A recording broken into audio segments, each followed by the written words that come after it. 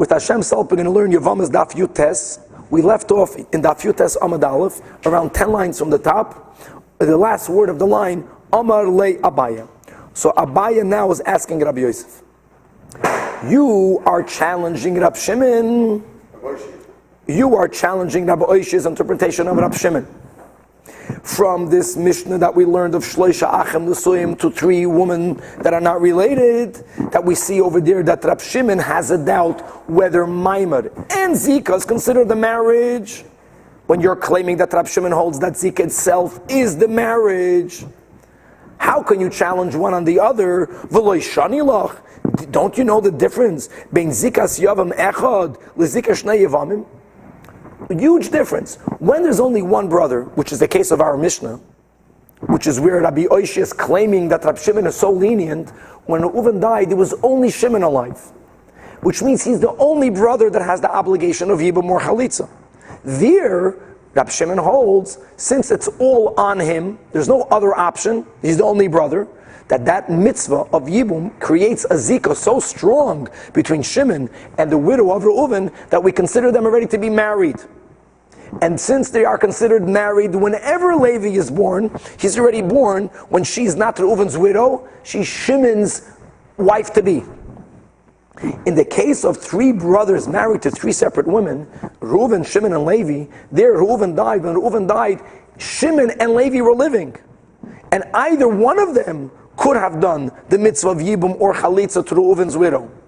So therefore the bond, the zika between each one of the brothers is obviously weaker. Makes a lot of sense.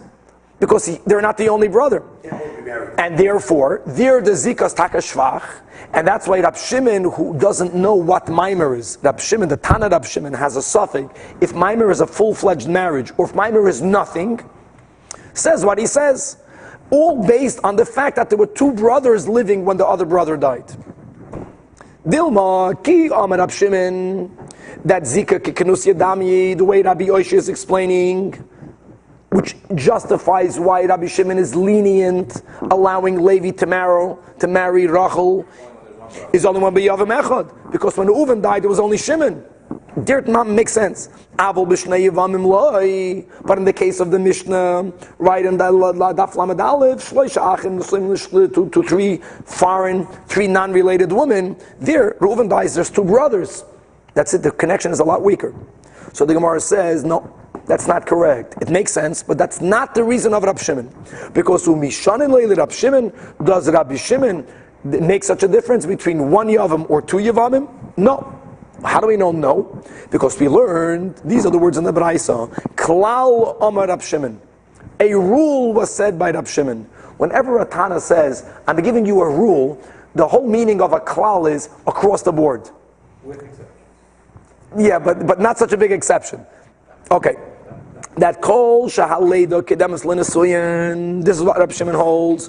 Whenever the new brother is born before Shimon's marriage, it's mamish clear.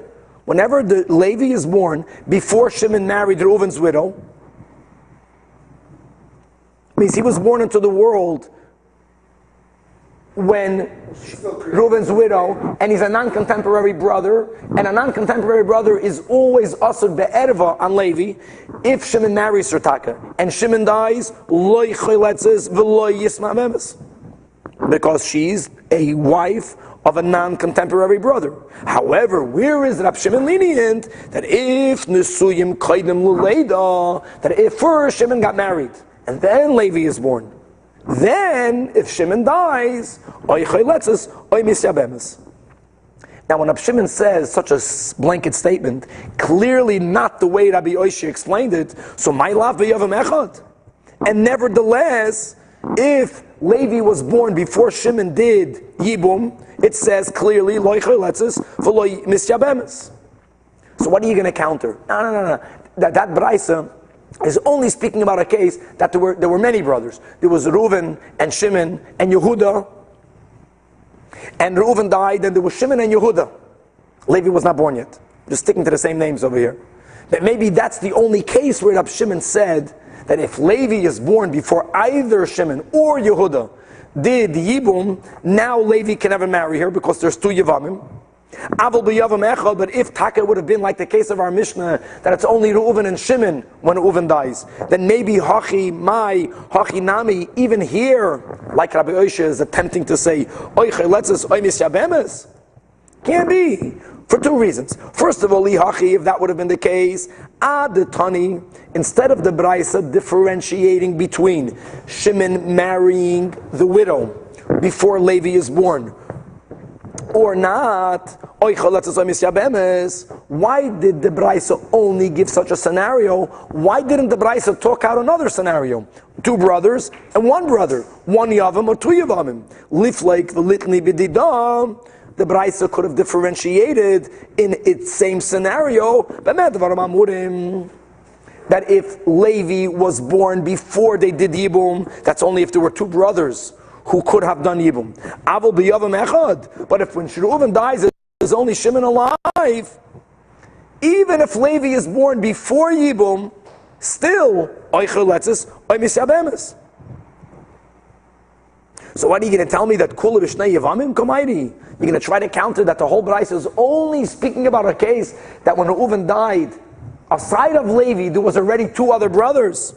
The Elamai Klala. Then you wouldn't have said Klal Amir Rabbi Shimon. So this is the first strong proof from a Braisa who spoke out more articulately the Shita of Rabbi Shimon, who clearly seems to be saying that Rabbi Shimon's leniency that Levi is allowed to marry Reuven's widow is only if Levi was born after Shimon married her. No difference whether there was only one Shimon, whether there was already a Shimon and a Yehuda and a Yisachar and a Zvulun, doesn't make a difference. That's Kasha 1 against Rabbi Yoshi. We don't stop with this Kasha. We try to bring other questions against him. See, that's the Tosfos, the last Tosfos on the Yomid. Because in the Girsa we have in our Gemara that this statement was from Rav Oishia himself. So you can't have Rav Oishia asking against himself. So Tosfos says that Kan Mechiach, the way that Rabbeinu Tam explained, the Rabbi Oishia is not Rav Oishia. And it's two different people. So we are learning the explanation of Rabbi Oishia in Rabbi Shimon, and Rav Oishia is asking. Okay, now what's the question? Now we have to halt up over here. That it says the following in Daf Chav Ches, that Gimel Achim, there were three brothers. We get used to this already by now. And Gimel Achim, two of the brothers are married to two sisters. Or, we'll see later, Rava learns end. But let's begin with the or. So you have Reuven, Shimon, and Levi. Reuven is married to Rachel, Shimon is married to Leah. Or Reuven is married to Rachel, and Shimon is married to Rachel's daughter.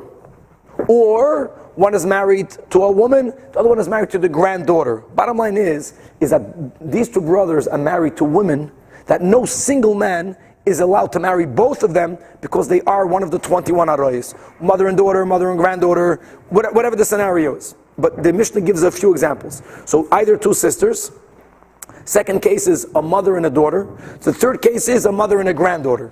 Either a granddaughter because it's the daughter's daughter or the son's daughter. These are three examples. Rav is going to learn that they married all of them. That Reuven married a woman. You're saying there were 10 brothers and they each married... No. There were two brothers. Rav is going to learn later that one brother married Rachel and the other one married Leah. The one who married Rachel married another woman, and his brother married her granddaughter.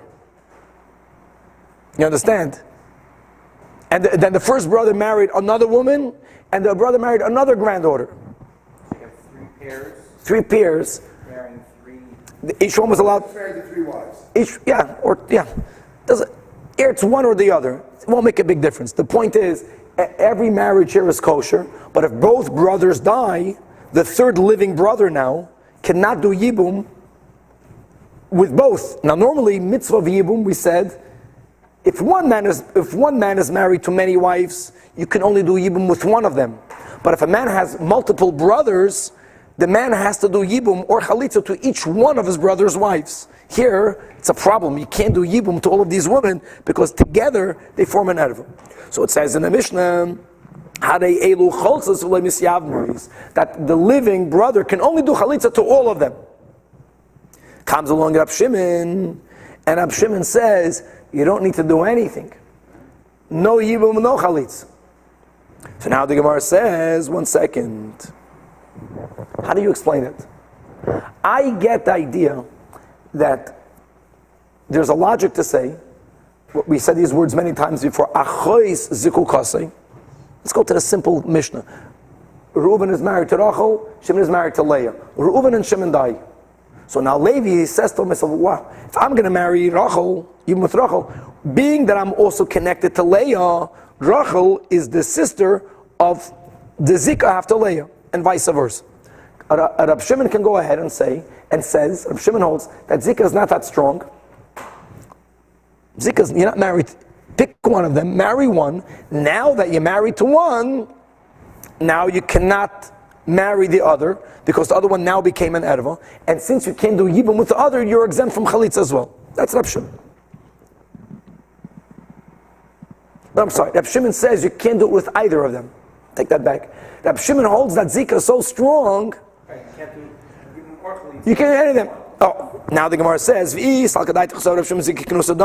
the opposite. If you, who are explaining, you Rabbi Oishia, hold that Rab Shimon holds that Zikah is like marriage, fakert, now it's a kash against Rab Shimon. Why? They didn't die at the same time. Reuven and Levi, Reuven died. Even if they died a minute apart, the moment Reuven died, then Levi is kaviyachol married already to Rachel. He has the Zikah with Rachel before Shimon died. So true, to Shimon's widow, you don't do anything. Because she taka is achois zukukasai. But the first one that died should be Yibum. All this is based on Abu Oishia's tremendous leniency, which can only be explained by Rabbi Shimon holding that Zikah's mamish like a marriage. If Zikah is a marriage, perfect. Levi is married to the whoever died first's widow, and the other one is automatically exempt. So Amar Rav Avraham try to answer that Mike pointed maybe when Rab Shimon said patur, he didn't mean patur from both. He meant, my mistake, he meant he's patur from the second one. Marry the first one, and then the patur b'shniya can be. Why not? Because there is a braisa. This is common. The Mishnah is more short. So the Mishnah, sometimes because of its brevity, you can have a doubt whether it means this or that. The Braisa, which is generally a lot more elaborate, the Braisa says Rab Shimon said Poiter b'shteihem. Talked it out. Number one. And so comes along Rava, and Rava attempts to answer that maybe Shniya shebezugzem, Vashniya shebezugzem. Maybe what Rab Shimon means is the following. Each brother wasn't married either to one sister or another sister. It's all the cases together. And Rab Shimon didn't say it. Rab Shimon said Poiter b'shteihem. But what Rab Shimon really meant with the words Poiter b'shteihem, Reuven died. Levi gets to marry one of the wives of Reuven, because you only marry one of the widows. And now when Shimon dies, now Levi is prohibited on both. Who's both? Both from Shimon. But Shimon had two wives. That was the case of the Braisa. Not that one married one sister and the other another sister, or one married a brother, a mother, and one married a daughter. It's end. One Reuven married Rachel. Aside of that, he married a woman. Aside of that, he married another woman. And Shimon married each one of his brothers' ervas. He married one sister of his brother's wife. A competition. You married her, I'm marrying a granddaughter. I'm marrying a grandmother. So that's the meaning of Poiter b'shteihem, that one Yibum Shataka happened. But then you can't do Yibum and Chalitza with any of the others. So the Gemara challenges that. First of all, Kotoi Rava ba'arba azugi. Rava made a mistake. This is not the case of Rab Shimon. Why? First of all, it says oi. Oi means or, doesn't mean and. In Yiddish, oi means something else. Oi, oi, ktani. V'oid. Furthermore, we gave 4 examples. We gave 3 examples. Sisters, mother and daughter, grandmother and granddaughter. if Rab Shimon meant that each one married all of them, then how many wives are there here? Not shteim. There's more than shteim. 4, could be 6, not 2. The numbers are wrong. So you're not learning good pshat. Are they saying the shteim of Shimon? But it wasn't shteim because if the Braisa meant that he married all of the scenarios, how many scenarios did we give? 3. Good. So that's not 2. The question is, why did he say the word arbaton? But whatever the scenarios, that's not what Rab Shimon says. Let's go further. Va'oid, have another kasha. So that's already the second question against. Because he has his original wife, and that would be plus 3. Yeah. Well, it's really it's not the case, because if there were 6, and he married one wife, then there's 5 left. Who are the 4? Rab Shimon didn't mean and. He meant or and or. And there's only 2 wives here. There's Reuven's widow and Shimon's widow. And Rab Shimon says poiter b'shteim, which means you cannot marry any of them. All of that proves that there's no zika is not kiknus yadami. Zika is not like marriage. It's not like marriage, and therefore each one is a achayzuk ukasi. That's why he said. Problem on Rabbi Oish's explanation of Rab Shimon. Another kash. Tanya, we learned Rab Shimon poiter b'shteim. Why taka you poiter b'shteim? It's based on a pasuk. Since it says v'isha ela chaysa leisikach litzroid, the pasuk that we began learning in Daf Gimel Amud Beis, and that teaches you, not like the case in Daf Gimel Amud Beis, another din, that there were 2 brothers married to 2 sisters, and both brothers died, so now the third brother is connected to 2 women that are not allowed to be co-wives, that Bishah, Shenasu, Tzari, Zulazu, that the moment one sister becomes a co-wife, theoretically, to her own sister, Lo yilo chalakuchen afilu ba'achas mehen. Clearly. Now again, the kasha is, if this is what Rab Shimon is saying, if Zika is kekanus yadami, why is one a co-wife to the other? When the first brother died, whoever the first brother was, the living brother is married already to her. Married already. The other one you cannot marry. Why are they coming together? It only works if before you do Yibum, there's no marriage. That's something else. But then Abu Aisha won't work. Elam Ravashi, so therefore Ravashi is bedoichik trying to say, you're right. If Reuven died before Shimon or vice versa, ein hachinami, that Rab Shimon would hold that you marry the widow of the first one who died. Maybe what's the case of Rab Shimon when Reuven and Shimon died at the same moment? The naful b'basachas. And we have throughout Shas, this is a very interesting discussion. Does halacha acknowledge the possibility of 2 things happening at the same time? One of the cases that the Gemara brings here, which is one of the cases we find in Shas, is the case of Rabbi Yossi Haglili when it comes to the mitzvah of Bechor. It's all the same logic. A man who owns a domesticated animal, who never gave birth before, when this female sheep gives birth the first time, the firstborn is, first of all, holy, belongs to the Kohen. The Kohen needs to offer it as a sacrifice in the Beis HaMikdash. Even until today, problem today is that there's no Beis HaMikdash. So, but it's property of the Kohen. What do? The Kohen has to keep the animal until it gets blemished. Once the animal gets a blemish, which makes it disqualified to be offered on the Mizbeach, now the Kohen can just eat the animal. Shacht it and eat it normally. Shkoyach, what happens if I have an animal that gives birth to twins, but mamish twins that the heads of both children emerge at the same time from the womb? It'll be an example of the 2 things happen at the same moment. So if you acknowledge such a possibility, then they're both firstborn children, and they are both given to the Kohen, and they both should be offered as karbanos. The Chachamim hold that there's no such a thing as 2 things happening at the same time. Maybe to the naked eye it appeared as if they were born at the same time. But if you would have had today's technology and you would have filmed it, and you would have broken it down to the microsecond, you would have seen that this one stuck the head out first.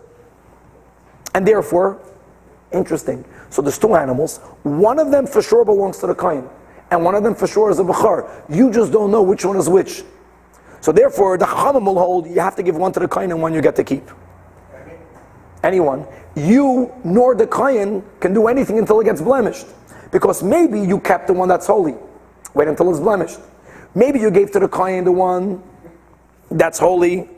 So you have to wait until it gets blemishes, and then each one gets to eat theirs, to use theirs. But you only give one to the kohen. Rabbi Yosef holds that efshir l'tzamtzem, it's possible for two things to come at the same time. Give two firstborns to the kohen. Coming back over here, being that there's a halachic acceptance of two men dying exactly at the same moment, it is only here that Rabbi Shimon holds that Levi cannot do yibum or chalitza one to the other. But if one would have died before the other, maybe Rabbi Shimon holds that zika is like marriage, which will explain the Mishnah.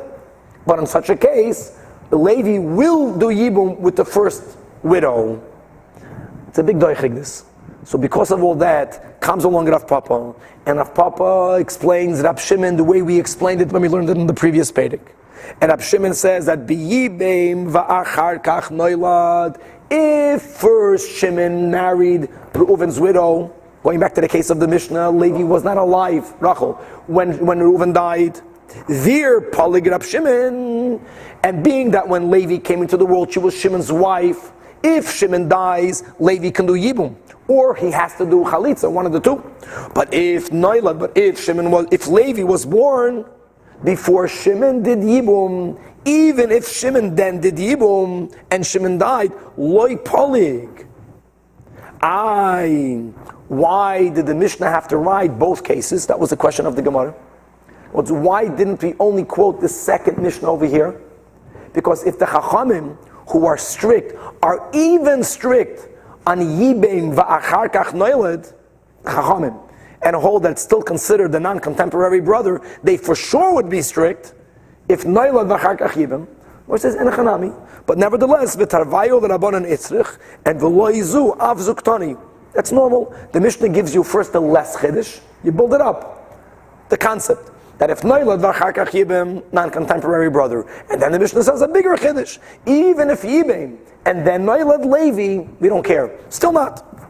Now the Gemara says, "Tainka was the Rav Papa and v'tiyufta the Rabbi Oishia." See, until now we didn't have a tiyufta. Until now we had questions, which made the Rabbi Oishia's explanation a big doichik. But we're going to find a brayso that clearly says what Rab Shimon holds, the way Rav Papa explained it. What does it say in the brayso? Now this brayso is going to be broken down here until the end of Daf Yutes. It's very simple. The brayso is going to give 4 cases. We learned all these cases together by heart. Case number 1. Shnei achim ba'olam echad. There were 2 brothers, Reuven and Shimon. Umeis echad mehem v'loy vlad. Reuven dies without children.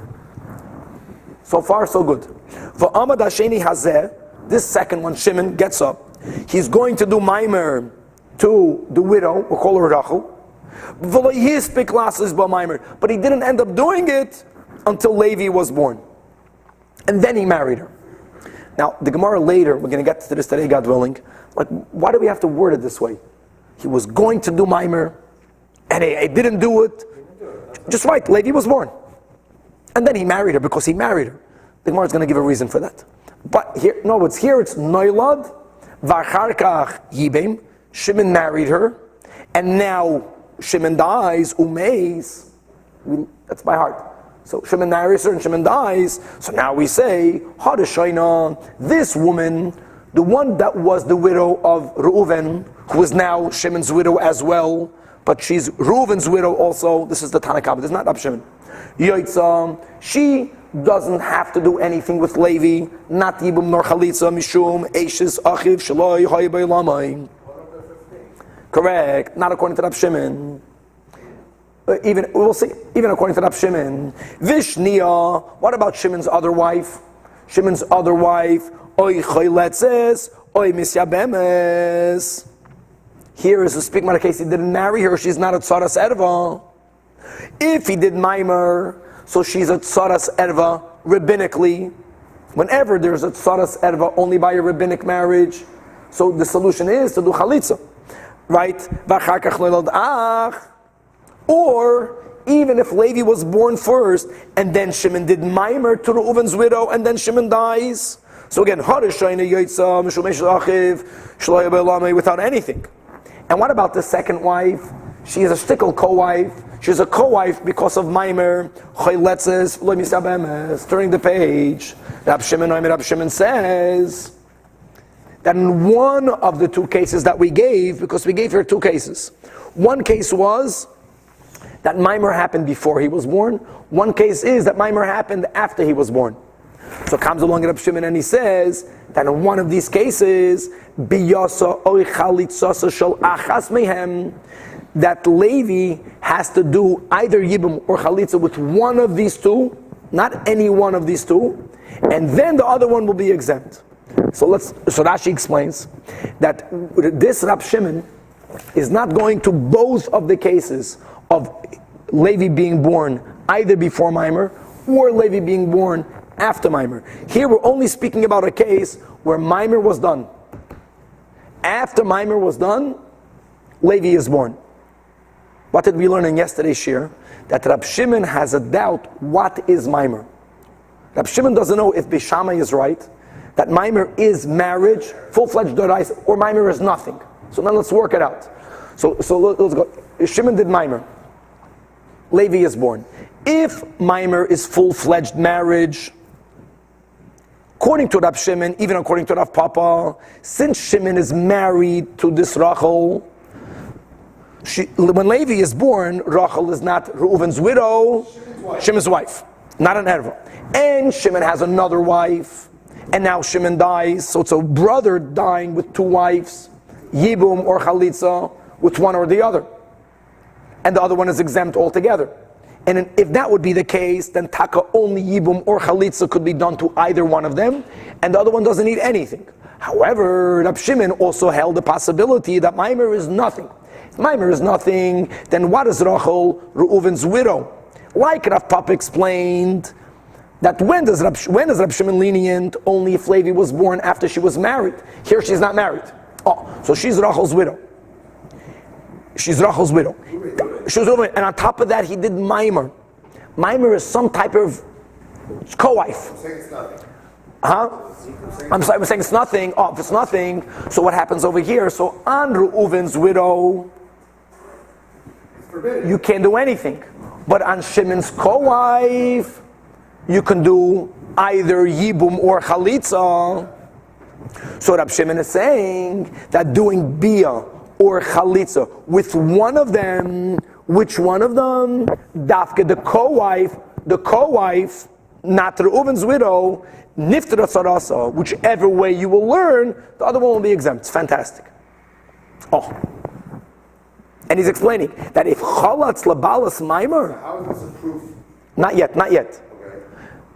Chalatz Labalas Maimer, when Rab Shimon is saying that in the second case of before, in the case that Maimer was done and then Levi was born, that Levi gets to do Yibum or Chalitza with one of them, not with any one of them. Because if he did Yibum and Chalitza with the widow of Reuven, with the one that Shimon did Maimer, maybe that means nothing.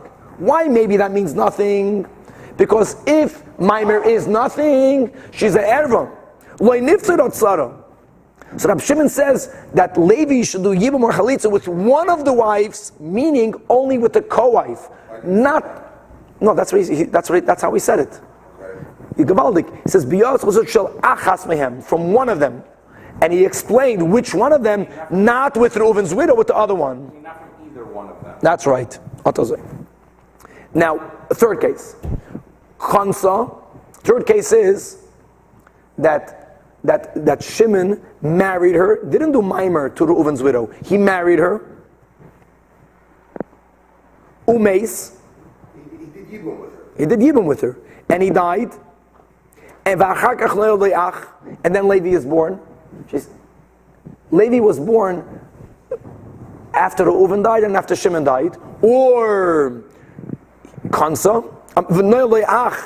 That Levi is born and then Shimon married Reuven's widow and then Shimon died.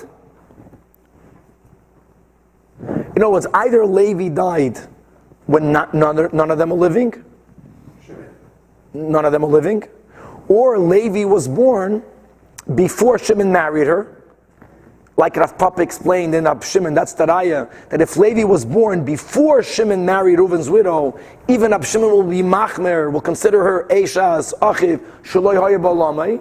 So there he says, correct. And so since she's an erva, Shimon married her, so the wife is a co-wife of an erva, Shteim Peturis Menachlis Menayibum. Clearly like Rav Papa. And we'll go to the fourth case, also like Rav Papa, that Knasan, if Shimon marries Rachel, and then V'noi Le'ach, now Levi is born, that's the only case where Shimon is lenient. V'achar kach Mesa, now Shimon dies. Here we say, Shteim P'turis V'nai Yachalis V'nai Yibam Rabbi Meir. Rabbi Meir, like the Chachamim, hold, hey, Levi is a non-contemporary brother. And being that one wife was Reuven's wife, Reuven and Levi were not living at the same time, erva, so was the co-wife. Rab Shimon says, in this case, Hoyul Uba Umatzah Beheter, since when Levi was born, Rachel was already married to Shimon. Shimon is Levi's contemporary brother. It's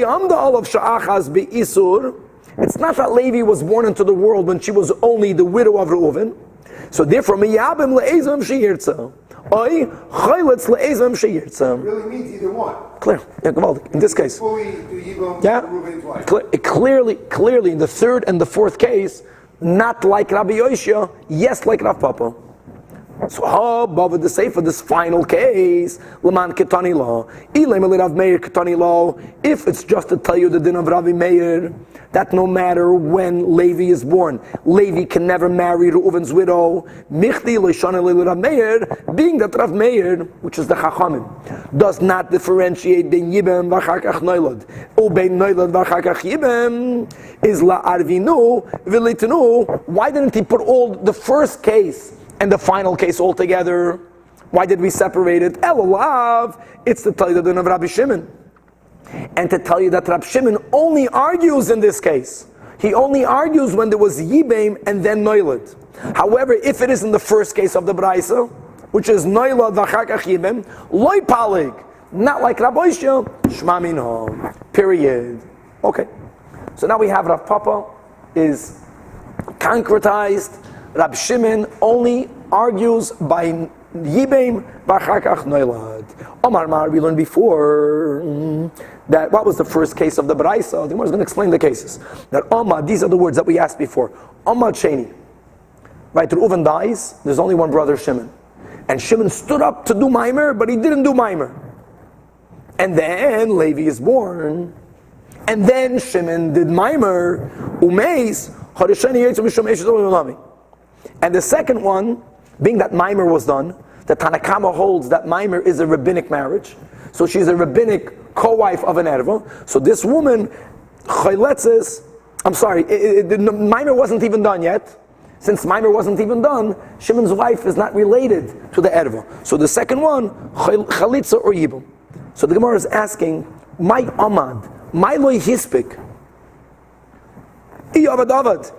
Was Maimer done? Say Maimer was done. If Maimer wasn't done, then Maimer wasn't done. Who cares what he was planning to do? So the Gemara is telling you that the Braisa worded it this way to teach you another din. Elo amad midato v'lo hispik midato. We learned together that, of course, this is not appropriate, but to know the din, that if in a case of Yibum, the living brother is doing the act of, he's having a relation with his brother's widow, l'shem mitzvahs Yibum, against her will, God forbid, that's wrong, but if he did it, then the marriage is a marriage.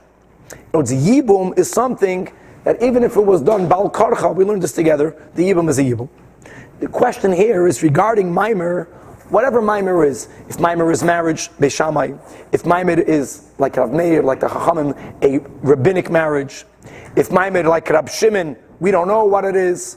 Does Maimer have to be done with her consent, the way a normal Kedushin can only be done with the wife's consent?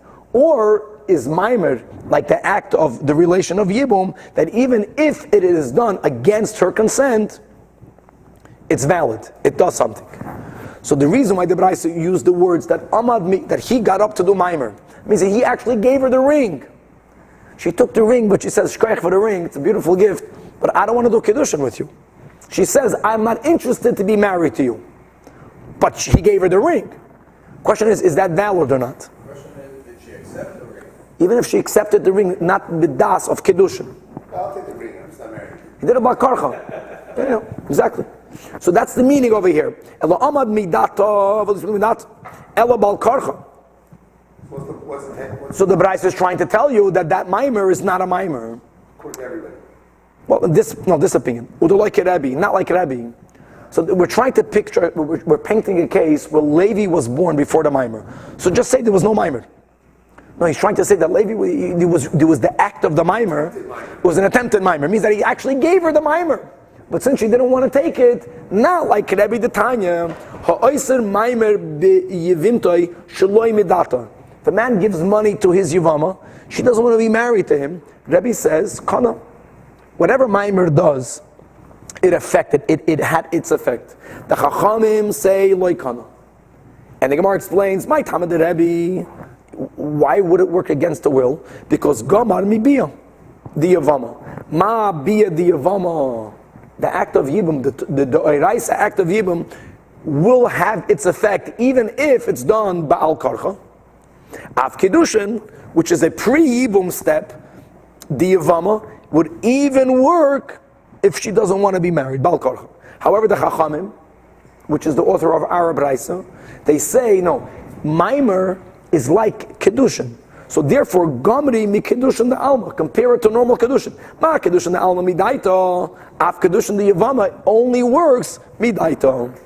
And b'maikom, if the Gemara talks out, Mar Sovar, mili the Yevama, Rebbe holds that any halacha regarding Yibum should be learned from another area of the same mitzvah of Yibum from Yibum, mili the Yevama, mili the Yevama, havale lemelaf, Yibum bal karcha, Maimer bal karcha, Umar, and the Chachamim hold that mili di kedushin, memili di kedushin, havali lamelov. Got to learn it out from kedushin. Kedushin has to have the consent of both parties. So does the pre-Yibum Maimer, even if it's a rabbinic law, even if it's a doiraisa law. Doesn't make it's a kedushin act. Okay. What was the second case of the Braisa? Going back to the Braisa, it says also by Maimer that if Shimon did Maimer and midato. Good, so now they're rabbinically engaged. And now Levi is born. Or, the second case gave you both options. We just explained that Rabbi Shimon only commenting on one of the two options. Or that Levi is born. And then Shimon did Maimer. And then Shimon died. So we learned that the Rishono, the Tanakama says, Rabbi Meir says, that the first wife, the widow of Reuven, Yoitza, she's not connected to Levi because she's an erva of Eishis, Achiv, Shaloi Hoy Be'olomei. Vishniya, what about the co-wife? The Tanakama holds that Maimer is a rabbinic marriage, which makes now Shimon's co-wife rabbinically a co-wife to an erva. So what do we do? Came along Rab Shimon. And again, Rab Shimon didn't comment on both of the cases. Rab Shimon's comment is only on the case where first Shimon did Maimer. And then Levi was born. Rab Shimon holds that if Levi is born after there is a marriage, she's no longer an erva. But Rab Shimon has a doubt what Maimer is. So Rab Shimon says that biyasa or chalitzasa shall achas mehen. That doing biyah or chalitza with a specific one of them, not with any one of them, then poiteres sarasa. So the Gemara says Rab Shimon ahaya. What case is Rab Shimon referring to? If he's referring to the case where Levi was born before Maimer, first Levi is born and then Maimer happened, no, it can't be. Because ha'amarta, you said, that's the whole thing of this Braisa, which substantiated the Rav Papa, that if Levi is born, and even there Rab Shimon holds Hishvasor and Erva. Ella, Rab Shimon's comment was only on the second case of the second case. Ella, that Shimon did Maimer. And then Levi is born. So now Rab Shimon says that even though I have a doubt what Maimer is, no matter which side it works, if chalatz lebalas Maimer, if he did chalitza with the widow of Reuven, that's a problem. That doesn't help the other one. Because maybe Maimer is nothing. It is nothing. Exactly, and therefore you don't need chalitza because she's an erva, and you have a chiv of yibum or chalitza on Shimon's other wife. My tama mishum have tzara vadai. The tzara is for sure married to Shimon, and the Bailas Maimer, according to Rab Shimon, is only maybe married, and the ain't suffix ma'ismin vadai. And therefore, Rab Shimon says that which one should you do biyah chalitza to the married Shimon's wife? And now, regardless what maimer is, that one is exempt. It's gavaldik. Finished. Now, we spoke Rabbi Oishir, Rav Papa, Rabbi Oishir, Rav Papa. The Gemara Pasha wants to talk out. Yosef Rav Menashe Bar Zavid, Kameid Rav Huna. That Rav Menashe Bar Zavid was sitting in front of Rav Huna, and he said, "Why is Rav Shimon lenient?" So after learning everything, we keep on learning. And we clarified that Rab Shimon is only lenient when first Shimon got married. Keep on speaking about this. And then Levi is born. So when Levi was born, she wasn't Reuven's widow. She was Shimon's wife. She's a stam. That's why he says what he says. My Talmud Rab Shimon. Come on, Keda Amar Taima.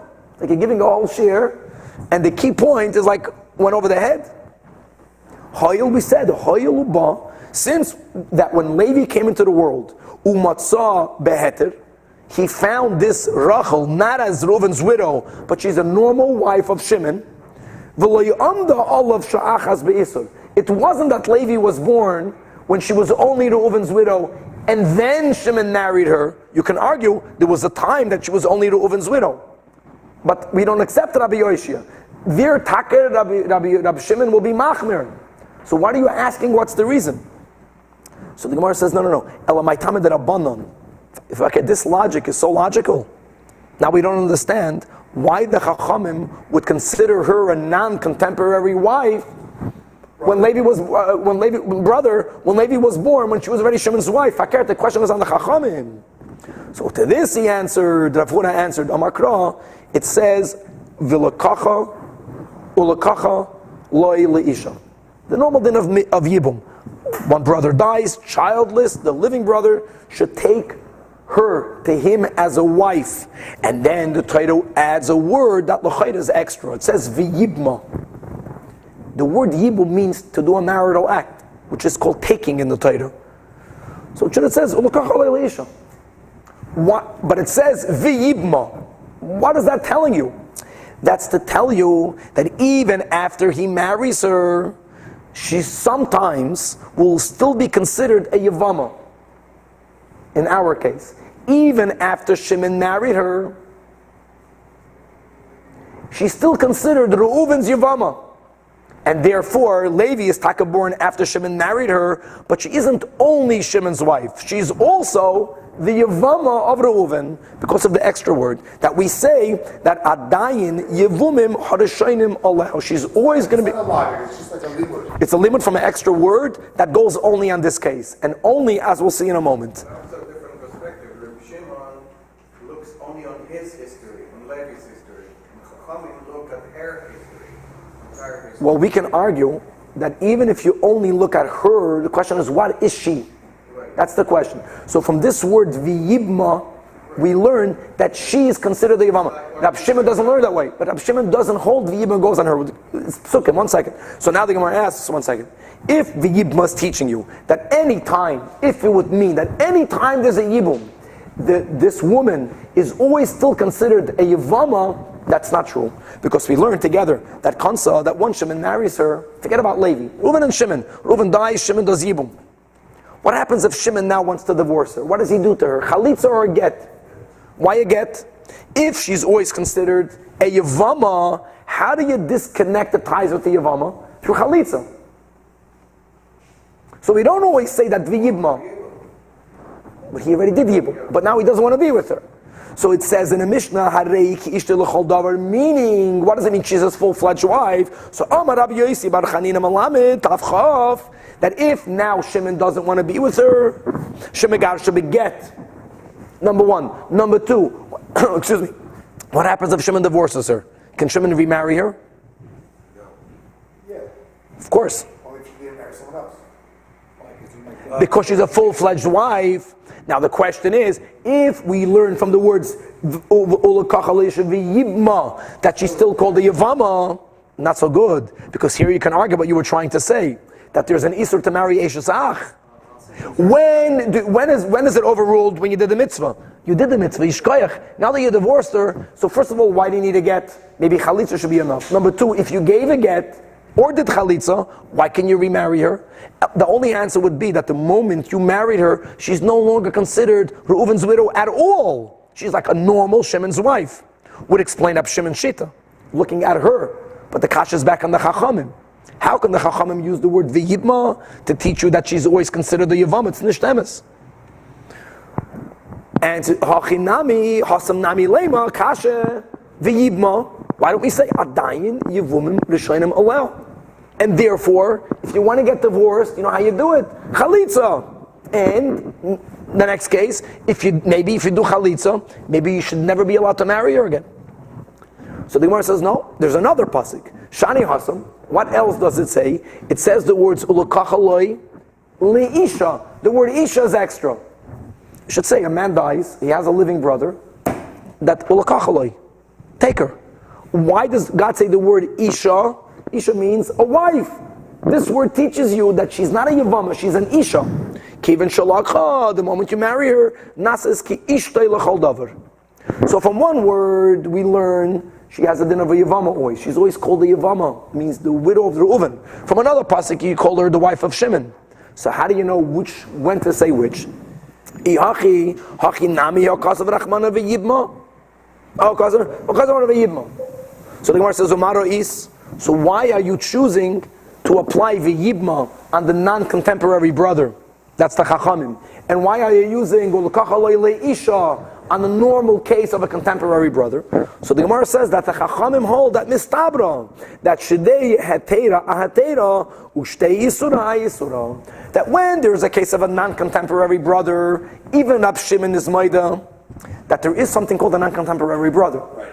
And there's an Isser to do Yibum. So whenever there's a problematic case, extend the problematic case even to Noilad V'Charkach Yibum because of the Yibma. But whenever you have a case where Hashem allowed you to marry, and we know that there's a leniency of Isha, that once you got married, she's just like an Isha, she's no longer considered the widow of the first husband. Makes sense. Whatever is prohibited, leave prohibited, even if you have to extend it a bit. And whatever is permissible, allow the permissibility to continue. So Shimon marries her, and if he divorces her, let him remarry her. Yes, perfect. How does that answer for needing a get versus chalitza for him to divorce her? Both, because since the Torah says that once Shimon marries her, she's called an Isha, not a Yevama. How do you sever with an Isha? Sever with an Isha with the get. Okay, we'll stop over here, and it will be continued tomorrow.